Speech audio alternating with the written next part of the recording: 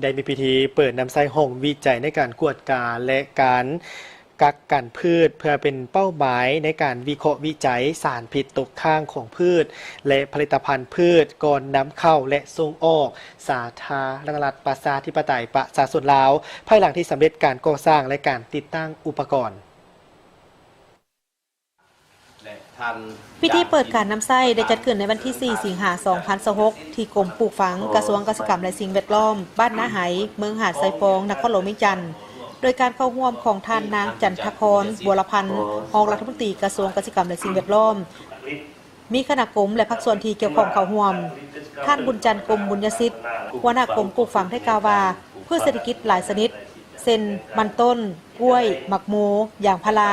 กาแฟหมักไม้สดพืชกสิกรรมและอื่นๆได้มีบทบาทสำคัญต่อกับการเติบโตทางเศรษฐกิจของชาติพร้อมกับการขยายตัวดังกล่าวนี้การเคลื่อนย้ายพืชผลิตภัณฑ์พืชและสินค้ากสิกรรมผ่านด่านสากลก็เพิ่มขึ้นอย่างว่องไวสภาพดังกล่าวนี้ได้ก่อให้เกิดมีความเสี่ยงสูงขึ้นต่อกับการเข้ามาหรือการแพร่ระบาดของศัตรูพืชกักกันเชื้อพยาธิพืชแมงไม้ต่างถิ่นและสิ่งที่มีชีวิตอันตราย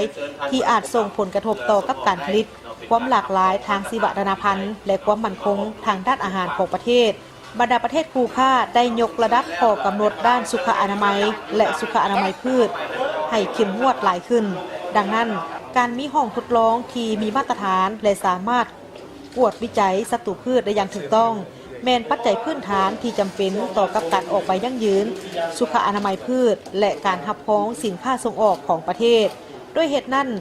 ห้องการกวดกาและกักกันพืชจึงได้มีการวางแผนในการยกระดับขีดความสามารถทางด้านวิชาการผ่านการสร้างและพัฒนาห้องวิจัยแห่งนี้เพื่อเป็นศูนย์กลางทางด้านการกวดวิเคราะห์วิจัยและการยั่งยืนผลทางวิชาการสำหรับเรียกงานการกักกันพืชของประเทศเร่งใส่เบียกงานเสบียงอาหารสินค้ารับประกันความสะอาดปลอดภัยภายในและสุขอยู่การผลิตเป็นสินค้าส่งออกเพราะฉะนั้นห้องแลบก็คือห้องวิจัยของเราเปิดขึ้นในมื้อนี้ถือว่าเป็นการเปิดที่เป็นครั้งประวัติการอีกครั้งหนึ่งเนาะเพราะว่าระยะผ่านมาการวิเคราะห์วิจัยสารพิษตกค้างเนาะอยู่ในน้ำอยู่ในดินในฝุ่นในหญ้าและปัจจัยอื่นมันเขาส่งไปวิจัยต่างประเทศเนาะเขาก็วิจัยจำนวนหนึงอยู่ประเทศเราเนี่ยเนาะแต่สำหรับวิจัยโลหะหนักเนาะสารพิษตกค้างอื่นๆโดยเฉพาะเป็นไมโครอิเลเมนต์ที่ต่างประเทศจำต้องให้พอวิจัยเพราะต้องเข้าไปต่างประเทศเพราะว่าตัวนี้เป็นการส่งออกพืชผลิตภัณฑ์พืชจำต้องได้วิจัยเพราะฉะนั้นจากนี้ไปเนาะให้มาต้องประกาศสู่ต่างประเทศเนาะภาคพื้นสากลว่าสปป.ลาวพวกเรามีแล้วตัวนี้เป็นหนึ่งในการจัดตั้งพันธุ์ขยายที่ว่ามาตีสอจมาตีซีนี้ว่าโดยการสร้างเศรษฐกิจเอกราชเป็นเจ้าตนเองนี่ของประเทศเราแต่สำหรับกรมปลูกฝังของเรามันเน้นใส่ความเป็นเอกราชทางด้านวิชาการเนาะแล้วเราบ่ส่งตัวอย่างผลิตภัณฑ์พืชไปต่างประเทศอีกแล้วเราสามารถวิจัยอยู่ในนี้ได้เนาะอันนี้สำคัญหลายเนาะที่ว่าพวกเราต้องได้เอาใจใส่และสำหรับกรมพวกเราเลยมันโดยเฉพาะเป็นศูนย์แห่งนี้พวกเราได้ประสานสมทบแน่นกับประเทศปลายทางยกตัวอย่างเราส่งพืชไปสปป.จีนเนาะสเวียดนามไทยแล้วก็ยุโรปต่างๆเขาต้องได้วิเคราะห์วิจัยก่อนการส่งออก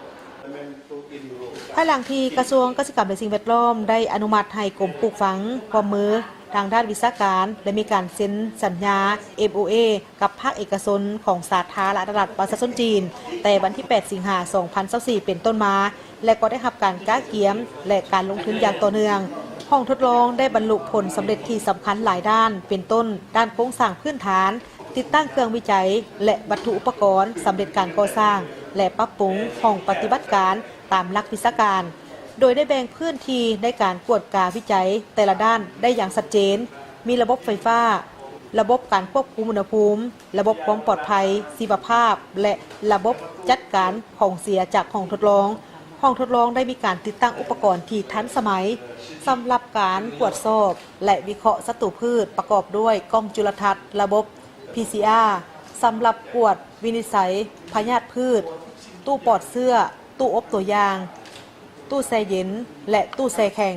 อุปกรณ์สกัด DNA และ RNA ระบบบันทึกและการจัดข้อมูลห้องทดลองและอื่นๆกันเนาะผลิตภัณฑ์เกษตรกรรมที่จะนำเข้าสปป.ลาวบ่ก็ต้องได้ยั่งยืนเพราะเฮ็ดมาตรฐานเดียวกับสากลเป็นต้นเป็นพืชผักหมากไม้ฝุ่นยาจำต้องวิจัยเสียก่อนอันนี้เป็นรับประกันความสะอาดปลอดภัยให้ผู้บริโภคประเทศเฮาอันนี้เป็นใบหน้าใบตาใหม่ของคะแนนการปลูกฝังก็คือการแห่งการเกษตรกรรมและสิ่งแวดล้อมของเฮาในการวิเคราะห์วิจัยอย่างยืนการเปิดการนำไส้ห้องวิจัยการกวดกาและกักกันพืชบ่แม่นเป็นเพียงแต่การเปิดอาคารหรือติดตั้งอุปกรณ์ใหม่เท่านั้นแต่ยังเป็นการวางรากฐานที่สำคัญในการพัฒนาระบบการกวดกาและกักกันพืชของประเทศให้ก้าวสู่ความทันสมัยสามารถรองรับมาตรฐานสากลและสอดคล้องกับข้อผูกพันของสาธารณรัฐประชาธิปไตยปฏิรูปลาวต่อสนธิสัญญาปกป้องพืชสากล IPPC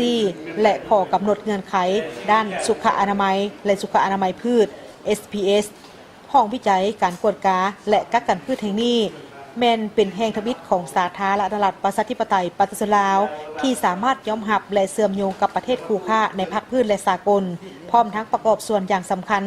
ในการยกระดับคุณภาพสินค้าเกษตรกรรม